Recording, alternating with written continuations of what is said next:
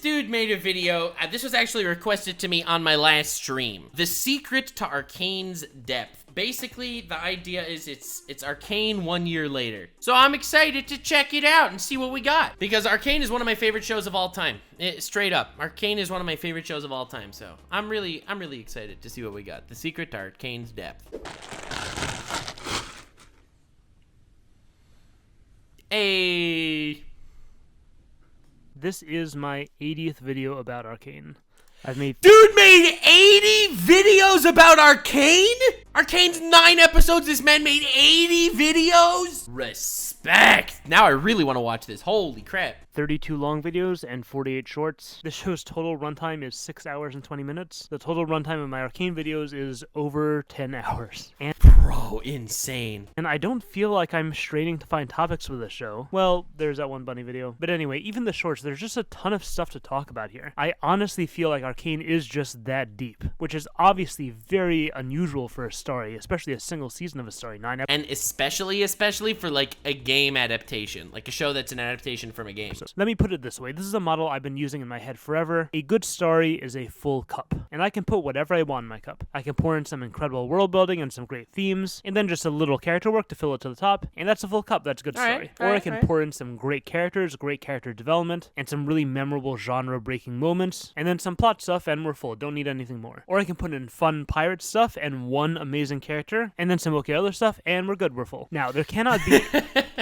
I actually respect all those examples. Game of Thrones and Lord of the Rings are all really, really great. So that's Pog. And I do think Arcane is really, really deep. The themes, the characters, like, it's fantastic. It's really one of the greats. Anything bad in your cup. If there is a rotten vegetable in my milkshake, doesn't matter how good the milkshake is. So everything that's not the centerpieces has to be solid, can't be bad. Point is, the story can be very good for a variety of completely different reasons. We can have 1 or 2 incredible story elements, or we can have a really even balance of just above average everything. But baseline, what we are looking for is a full cup. Now, Arcane doesn't have any problem with filling up its cup. On the contrary, Arcane should run into a very different problem. If you overstuff your cup, it will leak, it will break. This is a good analogy. It will shatter. If you try to do too much in a story, you will ruin everything. Let's say you're a huge Lord of the Rings fan, you love the themes, love the world building, love the good versus evil setup, and you're also a huge Game of Thrones fan, and you rewrite Lord of the Rings to be as character-driven as Game of Thrones, and you're also a huge Brandon Sanderson fan, so you add in a really intricate hard magic system, and you're also a huge Star Trek fan, so you write in a side plot with aliens, and you're also a Seinfeld fan, so you put in an elf who's a struggling comedian in Rivendell, and you're a SpongeBob fan, so you have him running a Alright, I guess! It's just not going to work. Everything will suffer. You cannot overstuff your cup, or else it will leak. Yes. You can't be too much, right? However, Arcane managed to do a lot of those things. Popcorn ready. I'll be back in a moment. Editor, you have 2 options. Either you could cut out where I went to get popcorn, or you could simply put boobs on screen instead.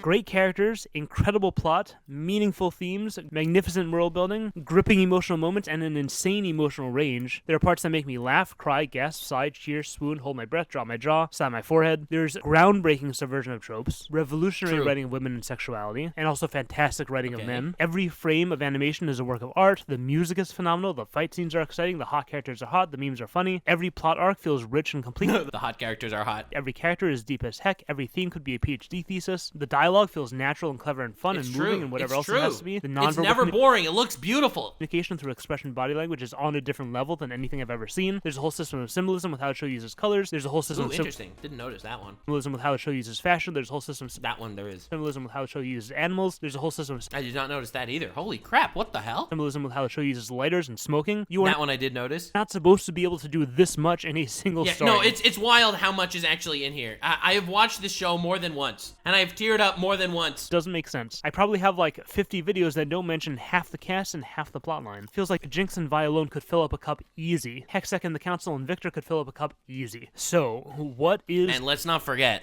the most underrated character in the entire show, Silco, like one of the best villains ever written. Going on, how is it so deep? How is there so much? How in the world is this cup not breaking already? Okay, so I want to share my progress in answering this question at the current date, and I'm characterizing it this way because you'll see by the end, but also because this is the hardest question of them all. If I understood how to write a story like Arcane, I'd have written a story like Arcane, and I haven't. So this is a developing understanding, my current theories, and I'd love to hear your theories too, so leave a comment below. Okay, so here's what I got. If a story appears to be fitting more more than you thought possible into its cup. And if the cup is not getting bigger, that means the contents of the cup must be using that space more efficiently. Let me point out a pattern in Arcane that fascinates me. I think a lot of us have realized this at least. Dude, Arcane also has the best opening. True, enemy is fire. But maybe not to its full extent. Mel and Heimerdinger. These characters are both politicians. They are both on the council, but one is a scientist and one isn't. Heimerdinger and Jace. These characters are both politicians and scientists, but one is old and one is young. Jace and Victor. These characters are both scientists and young, but only one's a politician. During Singe, these characters are both scientists from Zon, but one leaves Zon and the other stays. Singe and Jinx, these characters are both scientists who stay in Zon, but one is old and one is young. Jinx and Echo, both young scientists who stay in Zon, but one works for Silco and one doesn't. Echo and Vi, both young people who don't work for Silco, but one is a scientist and one isn't. Vi and Vander, both non-scientist fighters, but one stopped being a fighter and one didn't. Dude, Vander and Heimerdinger, both non-fighters, but one is a poor Zonite character and the other is a rich Piltover character. Heimerdinger and Caitlyn, both rich Piltover characters, but one is old and one is young. Caitlyn and Vi, both young characters, but one is super gay and the other is super gay. Okay.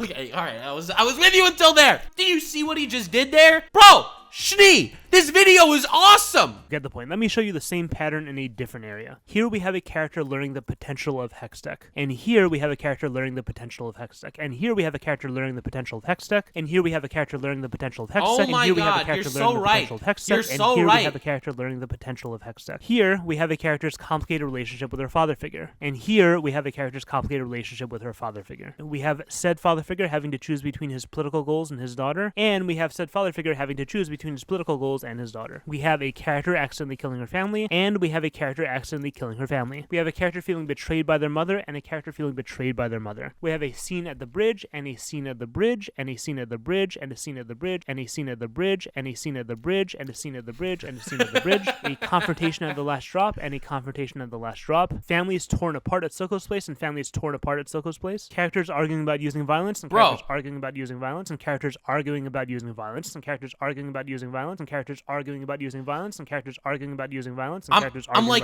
I'm lost for words at how well he put this together. The patterns make it so easy. You can bridge every character to every other character at every point because everyone is fighting the same fights from different perspectives. That's what makes the themes in Arcane so powerful. Using violence. I could go on actually almost forever. I'm calling this Arcane's Great Overlap Technique, and I want to differentiate this from just foils and parallels. These are not just foils and parallels. Well, they are, but this is one of those situations where a quantitative increase leads to a qualitatively new category. Every story element in Arcane exists in a system that is designed... Dude, look at the way every character is holding the object, and it moves from one to the other. Every story element in Arcane exists in a system that is designed specifically for the audience to draw connections to every other element within that system. We see a character in a role, we think of every other character in that role. When we see a scene with a specific conflict, we think of every other scene with that conflict. When we see a scene in a particular setting, we think of every other scene that took place in that setting. When we see a character in a situation, we think of all other characters who were in that same situation. Every single character has built-in overlap with multiple characters. Every important scene has built-in overlap with multiple important scenes. Every theme is explored by multiple characters in radically different ways. Every conflict is felt and dealt with by multiple characters in radically different ways. And these systems apparently... Dude, this is so fire!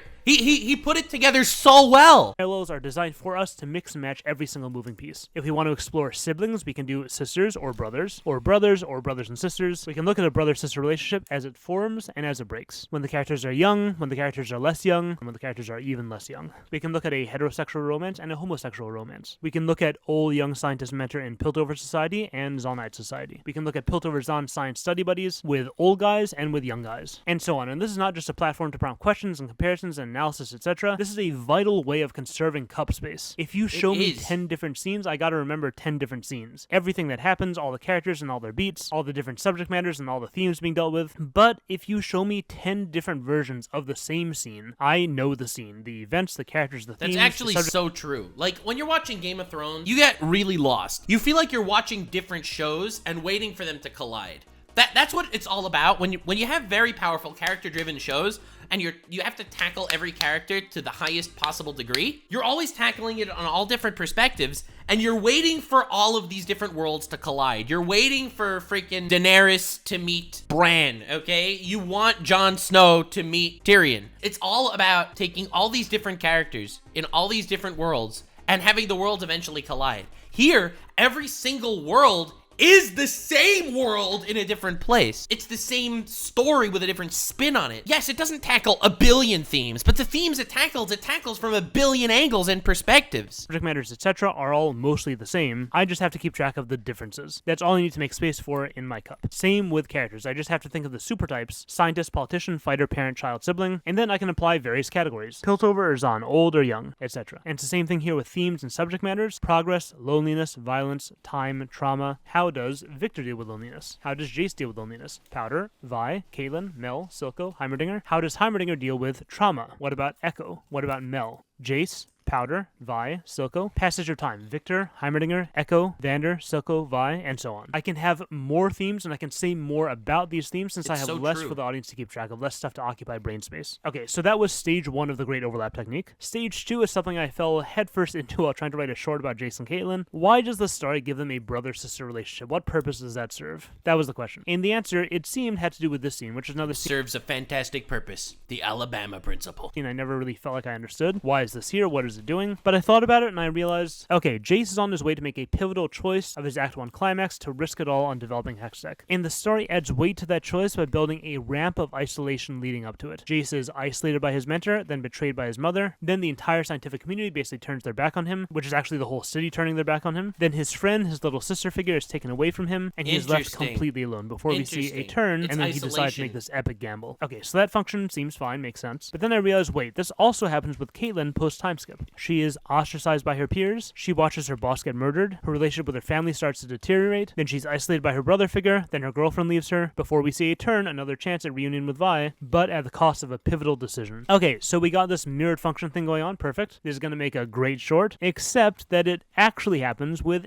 every character. Heimerdinger, you have him splitting with Jason Victor. That results in a split with the council, which results in his split with his city. He's alone, and then we see a turn, and he makes a choice, and that solidifies this completely new direction in life. Victor, already mostly alone, split with Jace, kills Skye, and we see a turn, and he makes his pivotal decision. Jinx and Vi, we have 6 different isolation ramps between the two of them. Act 1, Vi feels duty-bound to isolate to do what's right for her family. Powder has to be abandoned. This is one of the best analyses I've ever seen. Up the courage to use the hex crystals, and then very soon this happens again. Both characters lose their family and are left completely alone. Vi, we see the turn, and then the climax, the pivotal decision. Powder, we see a different turn, and then the decision. Act 3, Vi reunites with her sister, only to realize the gap is larger than ever. Then she thinks her last childhood friend dies, and then she leaves her girlfriend, feels isolated by her and her city. Then we have a new ally briefly, but then that's over very quickly. She is completely alone. We see a turn, and then a pivotal decision. Jinx, same deal with a reunion with her sister, and then she feels betrayed by her father. We see a turn, and then the climax decision. Silco, same thing. Daughter feels betrayed and leaves. He loses his Piltover ally, then the city turns on him. We see Savika's loyalty is strained, and then the turn and pivotal decision are kind of mixed together here. Mel and Echo, their arcs are shorter, but we still get a pivotal decision tied up with isolation as the stakes. Even Singe, who doesn't have an arc, this is implied, he didn't really become the mad scientist we see here until he parted ways with Heimerdinger and his daughter died. So it's almost every character. Climax decision comes at the end of an isolation ramp, with isolation as the stakes as well. That's a really great way to write a theme. The theme of isolation, well, you write it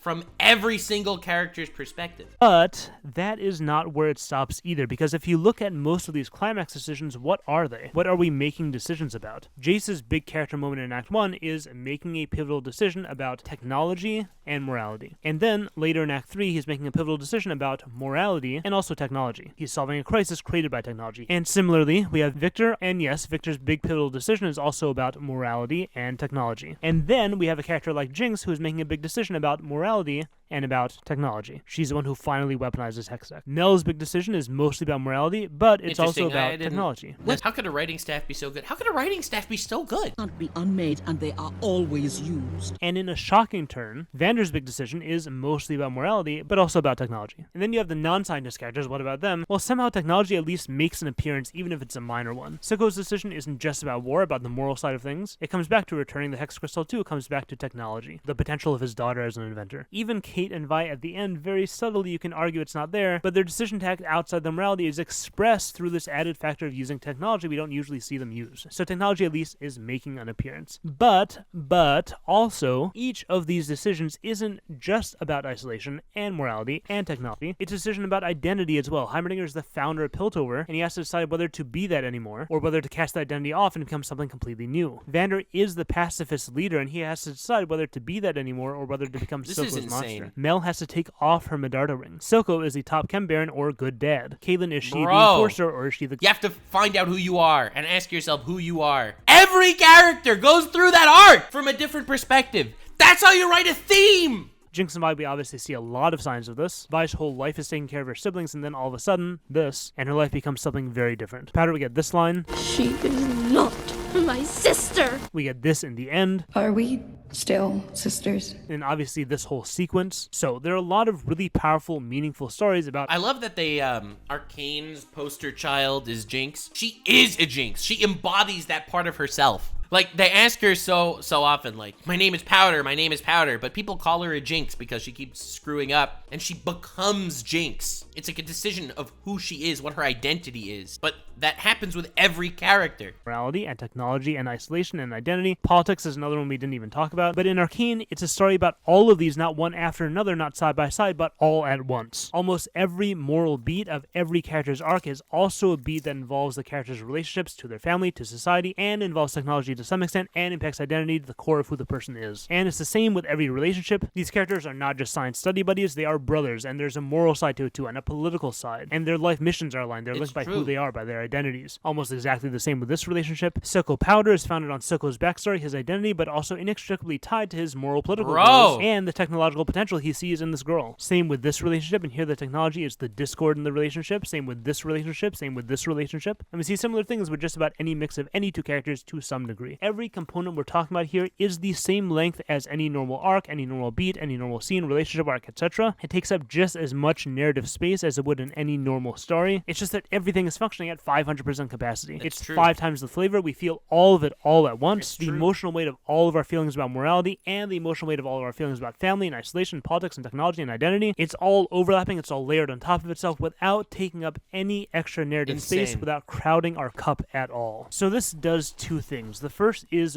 really important, and the second one blows my mind. First, we get more people caring more about all of it. All these topics that are so meaningful, so into our lives. We all care about our people, our societies, about science, about morality, about identity, and this also tugs at a wide range of identities that are also important to us. Younger siblings see themselves in Powder. Older siblings see themselves in Vi. Parents see themselves in the parent characters. Scientists see themselves in half the cast. We have the challenges of being poor, the challenges of being rich. We have young people with young people problems, and old people with old people problems, and gay people with gay people problems, and geniuses with genius problems, and idiots with idiot problems. This is connecting to its audience. Dude shows him twice. No! It's through so much with so many different vehicles. It's like I can make a story about one thing, and people invested in that thing may find meaning in my story. And that's like me as an author. I'm fishing with my little fishing rod. My hook is going to snag someone out there who cares. Or I can make a story about 30 things, and now I have 30 hooks in the water. That can snag a lot more fish, or it can snag an individual fish a lot more strong. However, if 29 of these 30 themes don't hook you, that's a turnoff too. But Arcane,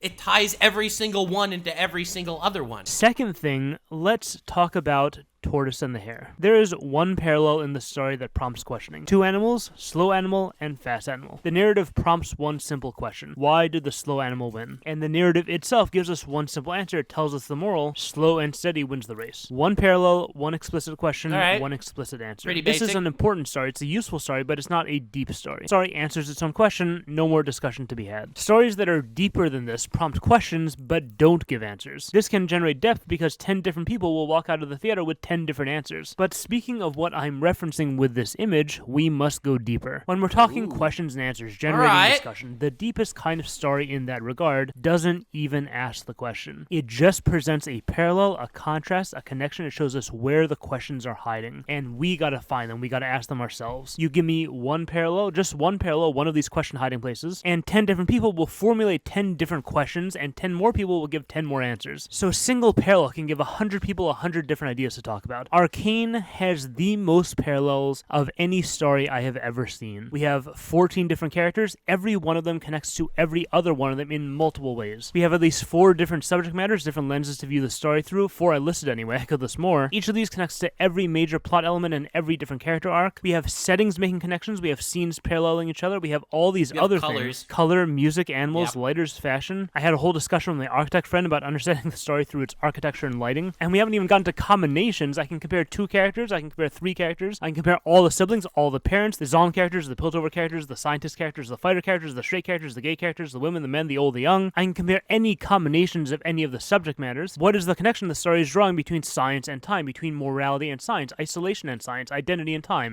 morality and science, morality, isolation, time, and politics? Does that connect with these 2 scenes, or these 3 scenes, or every bridge scene, or every beat where a character encounters Hextech for the first time, or every blue character, or every red character, or scenes with open structures and natural lighting, or scenes with teeth and science, liquid and gas, or Bunny and change in time and sisters, or Bunny and light and isolation and weakness, or Bunny and Bunny and Bunny and Bunny, or Bunny and Bunny and so on and so on. This, I believe, is the secret to Arcane's depth. The great overlap technique creates a unique narrative with room for like 10,000 connections, each of which generates exponentially more questions, each of which generates exponentially more answers, and all those answers and questions themselves can be discussed and compared and contrasted, and suddenly there are like 10 million people having 100 million discussions about this one story. And that's how this man made 83 videos on Arcane. In the AMA, Christian Link brought up an example Alex Z uses, Sukko's ashtray. The animators took this simple ashtray and used it to tell its own little story. It's this attitude, this approach, extra layers of storytelling that don't take up any extra space, that don't directly ask questions, just show us where the questions lie so we can have whatever discussions we want. It's this approach applied to literally everything that... It's so true. I love when people do that. This ashtray has Powder's drawings on it. And, like, it just shows what the relationship between them are. Little story. It's this attitude, this approach, extra layers of storytelling that don't take up any extra space, that don't directly ask questions, just show us where the questions lie so we can have whatever discussions we want. It's this approach applied to literally everything that creates a story we can have rich discussions about continuously for at least a year, and undoubtedly many more. And just wait for all the new connections within Season 2 and between Season 2 and Season 1. Oh my gosh, we are in for some incredible ideas. Okay, so I have to caveat 2 things here. First, I am not saying Arcane is the deepest story ever in existence. I'm saying it has a unique structure that generates... What's happening on this train? Man's talking about Arcane and... First, I am not saying what Arcane is going is on the here? deepest story ever in existence. I'm saying it has a unique structure that generates enormous amounts of discussion very easily and efficiently. A disproportionate amount of discussion compared to the size of the story. And that is one type of depth. There are other types of depth, as I talked about here. There's stories that generate depth and discussion through complex answers they give. It could be purely through the writing. It could be through the subject matter. Lots and lots and lots of ways of generating depth and storytelling. Second, everything I'm saying here takes us far,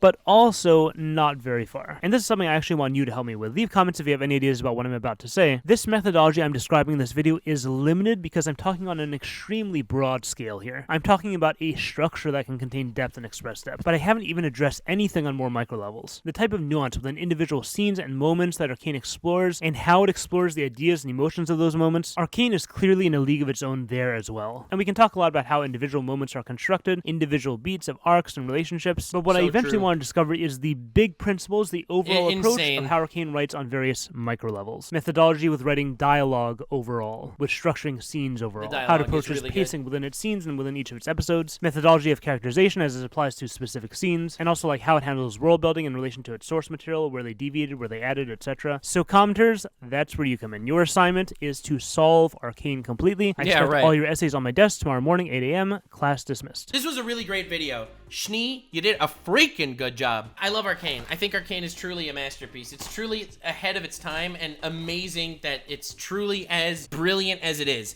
Despite it being 9 episodes, it is so good and holds up so well on rewatch. Thank you all so much for joining. I'm really glad I got to see this video today because, to be honest, I want there to be more Arcane love in the world. There really deserves to be. Like, subscribe, and follow me on Twitch. Stay weird, fam.